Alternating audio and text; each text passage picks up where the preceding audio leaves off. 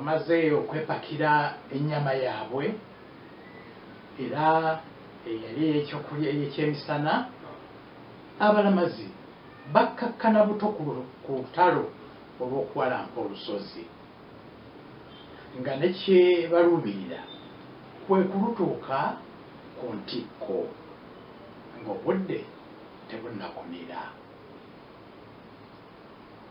Olwo nno essuubi lyabwe lyonna nga libagamba nti oluvuunuka olusozi bwe bati, oludda luli baali bajja kusangayo ebyalo omwali abantu. Naye nno nga bajjajjaffe ab'edda bwe baalugera nti ky'otonnalya tokyesunga. Enjuba we yatuukira okugwa mu nnyanga nga bannaffe abalamazi olusozi luli lukyabaleebezza.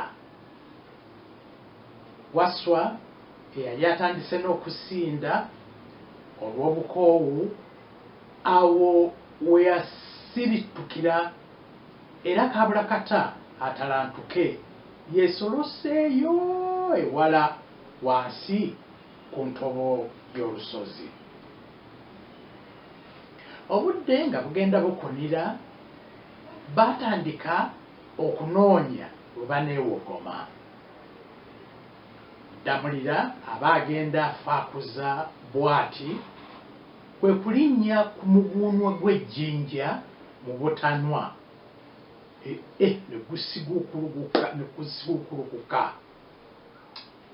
Gwagenda guyiringita, katumba wuuyo gumuyise ku kutu, ne gulyoka gwesoloseeyo wansi w'olusozi.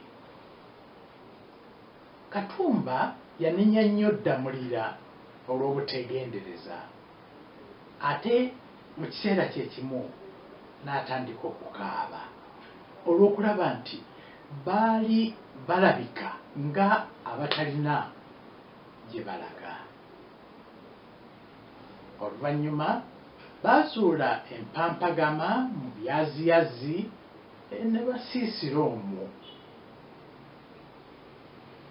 Nga bamaze okuwooma, beesonseka mu bisawo byabwe ebisulwamu ne bibawonya obutiti obwali bukunta n'okukunta